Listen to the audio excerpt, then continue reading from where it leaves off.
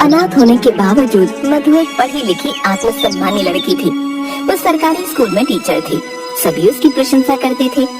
एक बार स्कूल में वार्षिक मेला लगा, जिसमें चेतन स्कूल के प्रिंसिपल के बेटे जो उसका दोस्त था मेले में आया। चेतन एक इंजीनियर होने के बावजूद भी कामचोर और आलसी था। उसने मधु को देखा। यार ये लड़की कौन है? सब कुछ अकेले संभाल रही है। यार बड़ी आत्मसम्मान वाली लड़की है। देख ले, अनाथ होते हुए भी यहाँ तक पहुँच गई। जल्दी ही प्रिंसिपल भी बन जाएगी। सरकारी टीचर, वाह! ऐसी लड़की से शादी हो जाए तो क्या कहना। घर आकर चेतन ने मधु के बारे में अपनी माँ को बताया। माँ ने चेतन की बात चलाई। प्रिंसिपल के बेटे की मध्यस्थता के कारण ये शादी पक्की हो गई। मधु की सहेलियां उसे चिढ़ाते हुए बोली, क्यों मधु, तो ये तेरे सपनों का राजकुमार है? तू तो कहती थी किसी ऐसे वैसे से शादी नहीं करेगी। ये इंजीनियर है, अब इसके साथ में अपनी दुनिया बसाऊंगी। तुम सब मुझे दुआएं दो। मैंने लड़के से बात की है, उसे कुछ भी नहीं चाहिए, सिर्फ एक अच्छी लड़की के सिवा। सादगी से शादी कराकर चेतन मधु को घर ले आता है। मधु इंजीनियर की पत्नी बनकर बहुत खुश होती है। शादी के अगले दिन चेतन की माँ उसे जगाते हुए कहती है, चेतन देख, अब घर में बहू आ गई है बेटा। अब अपने लिए अच्छी सी नौकरी ढूंढ ले। इस तरह घर में पड़ा रहना अच्छी बात नहीं है। बेचारी क्या सोचेगी।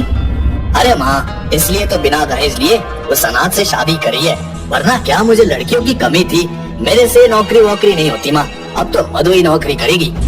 हे भगवान, कैसा बेटा दिया है, बिल्कुल अपने पाप पर गया है। समझ नहीं आता बहू इसके साथ जीवन कैसे बिताएगी। माँ के ताने सुनकर चेतन अपने कमरे में आ जाता है, जहाँ मधु उसका इंतजार कर रही होती है। मधु उससे पूछती है, सुनिए, मेरी सहेली का फोन आया था। वो मुझसे पूछ रही थी कि आप किस कंपनी में इंजीनियर हैं। मुझे तो आपकी कंपनी का नाम ही नहीं पता। देखो, मैं तुम्हें पहले ही बता देना चाहता हूँ, मैं कोई झूठा मक्कार नहीं हूँ। अच्छी खासी सरकारी स्कूल में टीचर हूँ, बढ़िया तनख्वाह आती है। फिर भला मुझे नौकरी करने की क्या जरूरत?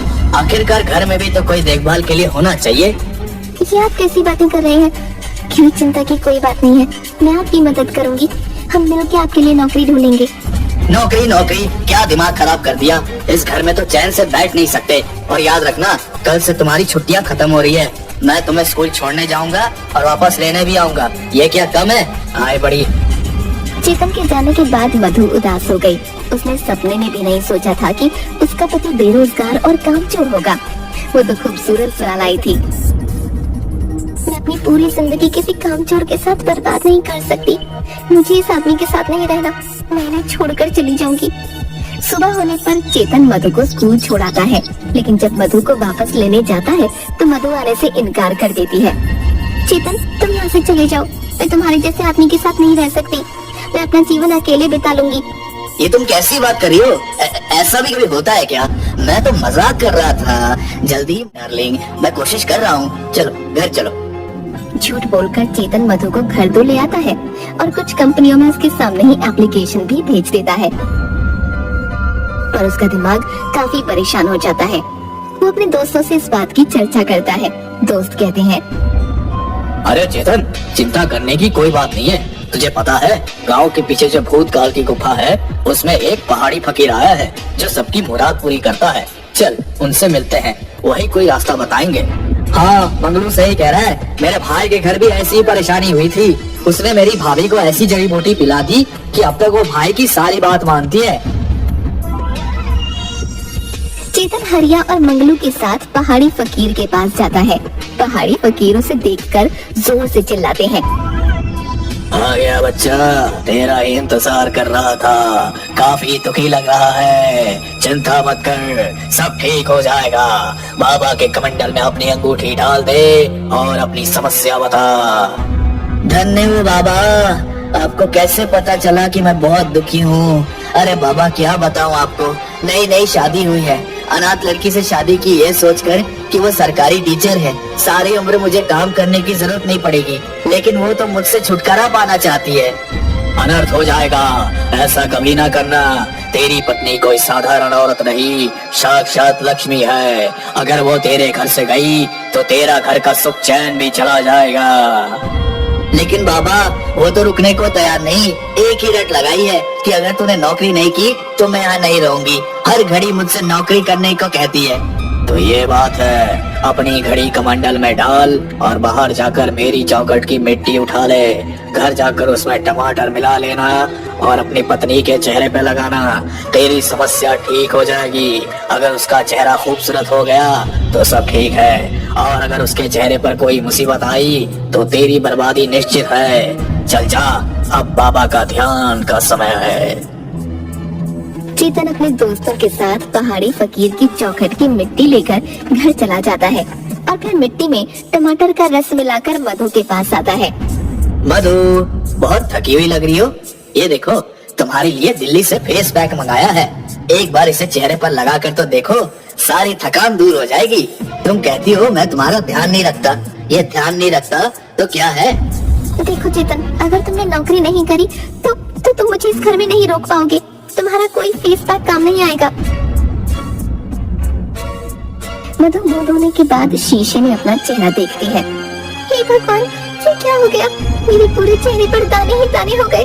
हे भगवान, चेतन तुम मुझसे बदला लेना चाहते थे, अब मैं यहाँ नहीं रह सकती। ये तो किसी चीज की एलर्जी लगती है। दूसरी तरफ शीला बहू का चेहरा देखकर बहुत परेशान हो जाती है और बहू से कहती है, अरे मधु, तेरे खूबसूरत चेहरे पर ये क्या हो गया बेटा? लगता है किसी की बुरी नजर लग गई है। सुना है कोई पहाड़ी फकीर आए हैं जो सबकी मुसीबत दूर कर देते हैं। मेरी भाभी की बहू को भी नजर लग गई थी तो उन्होंने ही उतारी। मधु अपनी सास शीला के साथ पहाड़ी फकीर के पास पहुंचती है। महाराज, हम आपकी शरण में आए हैं। देखिए ना, मेरी बहू को न जाने किसकी नजर लग गई। इसका चेहरा रातों रात दानों से भर गया है। तुम बाहर जाओ माँ जी, मैं तुम्हारी बहू से अकेले में बात करना चाहता हूँ।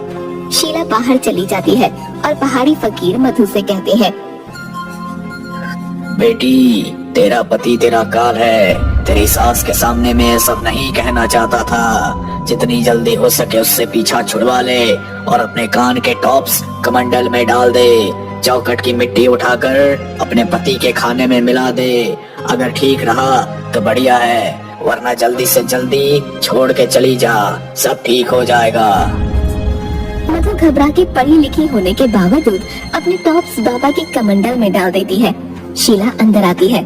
देख बेटी, तेरी बहू लक्ष्मी है। कुछ भी हो जाए, अपनी बहू को घर छोड़कर कभी मत जाने देना। मधु रात में चेतन के खाने में मिट्टी मिला देती है।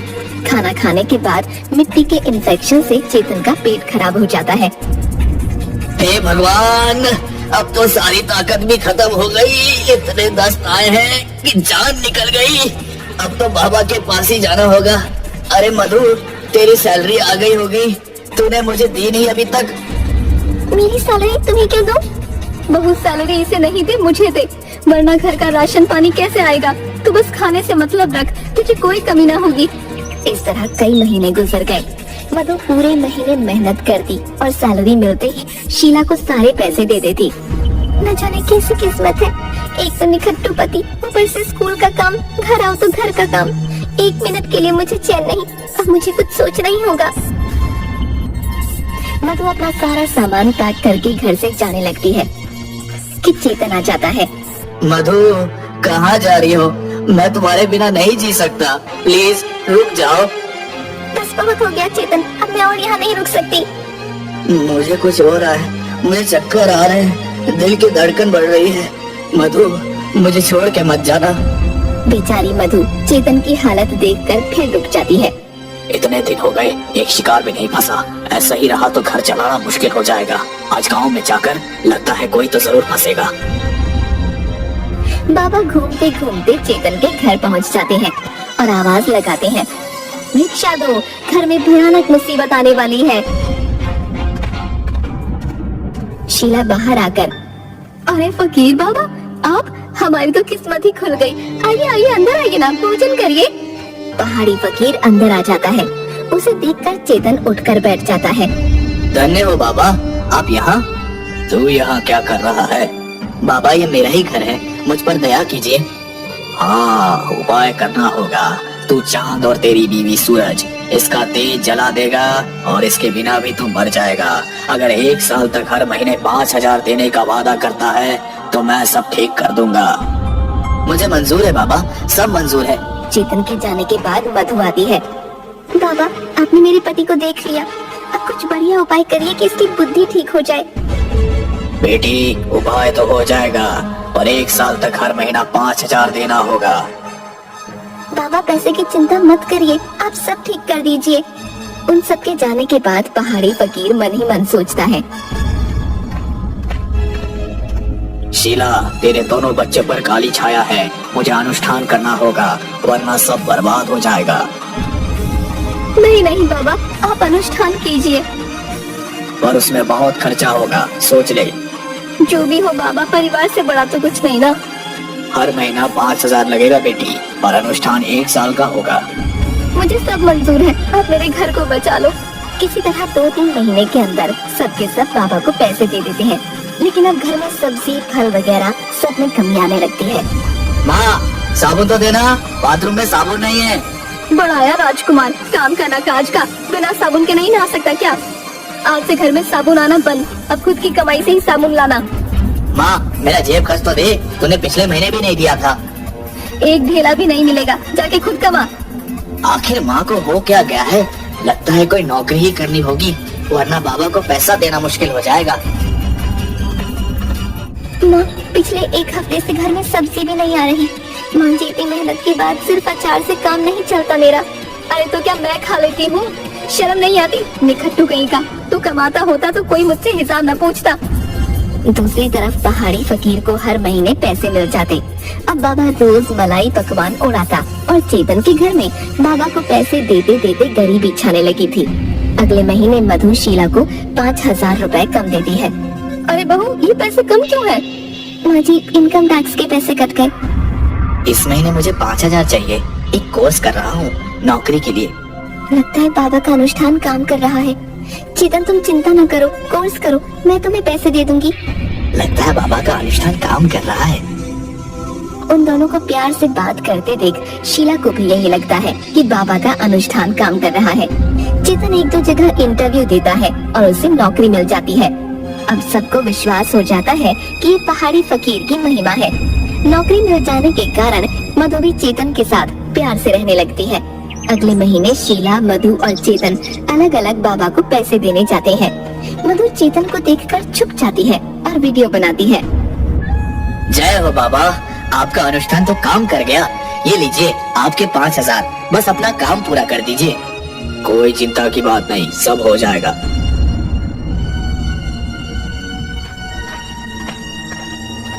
जय हो आपकी, आपके अनुष्ठान से मेरा घर बदल रहा है। लीजिए 5,000 रुपए, बस मेरा काम पूरा कर दीजिए। शीला के जाने के बाद बाबा अपनी विग उतार कर बीवी को बुलाता है। सूजी डार्लिंग, बाहर आना।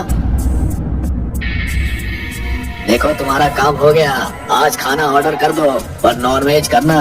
डार्लिंग, 1 साल के बाद क्या करेंगे? मूर्खों की कोई कमी नहीं है, तुम ऐसा करो, मैं इनकी मूर्खता का कष्ट करूंगा। शीला को सब समझ आ जाता है और वो वापस आ जाती है। घर पहुंचती है तो चेतन खुशी से कहता है, मधु, बाबा की दया से मेरा प्रमोशन हो गया है, अब मेरी सैलरी 1 लाख रुपए है, चाहो तो तुम नौकरी छोड़ सकती हो। चेतन, ये सब बाबा का नहीं, तुम्हारी मेहनत का फल है। तुम्हारे मुंह से ये शब्द सुनने के लिए मैं कब से तरस रही थी। तुम तो जानते हो ना, मैं अनाथ थी, सारी जिंदगी मेहनत करके खाया है। शादी के बाद चैन से खाना चाहती थी, पर अब मुझे नौकरी करना अच्छा लगता है और तुम्हारे जैसा पति पाकर मैं बहुत खुश हूँ। मुझे और कुछ नहीं चाहिए। सब बाबा की दया है, उनकी पूजा से हमारा घर ठीक हो गया। उनकी पूजा से हमारा घर ठीक नहीं हुआ है माँ, हमारा घर चेतन की मेहनत करने से ठीक हुआ है, बल्कि हमारे पैसे से उनका घर ठीक हो गया है। ये देखिए, वो सबको बाबा का वीडियो दिखाती है। इस बाबा की वजह से मैं नौकरी कर रहा था, अब मैं नौकरी छोड़ देता हूँ। क्या? ऐसा कभी नहीं होगा मधु, मुझे अपनी भूल समझ आ गई है। अब हम सब मिलकर इस बाबा को मजा चखाते हैं। बाबा मधु को फोन करके पैसे के लिए पूछता है। बाबा, मैंने अपने जन्मदिन पर आपके लिए खाना रखा है, आप हमारे यहाँ खाने के लिए आइए, मेरे और भी दोस्त आपसे मिलना चाहते हैं। बाबा सोचता है कि उसके लिए और पैसों का इंतजाम होने वाला है। वो खुशी खुशी खाना खाने चेतन और मधु के घर पहुँचता है। आइए आइए बाबा, आराम से बैठिए, लेकिन अपना विग टांग दीजिए क्योंकि यहाँ पंखा बहुत तेज है। अगर ये उड़ गया तो खाना खराब हो जाएगा। शीला की बात सुनकर बाबा घबरा जाता है और अचानक अंदर से मधु और चेतन पुलिस के साथ निकलते हैं। मधु पुलिस को बाबा का वीडियो दे देती है और बाबा को गिरफ्तार कर लिया जाता है। अरे मूर्खो, ये सब क्या कर रहे हो? मैं सबको भस्म कर दूंगा। नहीं जानते मैं एक सिद्ध फकीर हूँ। सब कुछ अच्छे से जान चुके हैं ढोंगी फकीर, अब तेरा कोई पैंतरा काम नहीं करेगा। अरे बहुत बेवकूफ को बना लिया सबको तुमने। अब आ जाओ थाने में, कुछ दिन हमें सेवा करने का मौका दो। ले जाओ इसे। और आप सबका बहुत धन्यवाद जो ऐसे ढोंगी को पकड़वा कर हमारे सभ्य समाज में जो दिल से धर्म आचरण करने वाले लोग हैं, उनकी इन ढोंगियों की वजह से बहुत बदनामी होती है। आप जैसे सतर्क अगर हर कोई हो गया तो हमारा भारत फिर से स्वर्ग कहलाएगा। लेकिन बाबा के धोखे ने मधु के निकम्मे पति को हमेशा के लिए सीख दे दी थी। सब लोग खुशी खुशी रहने लगते हैं।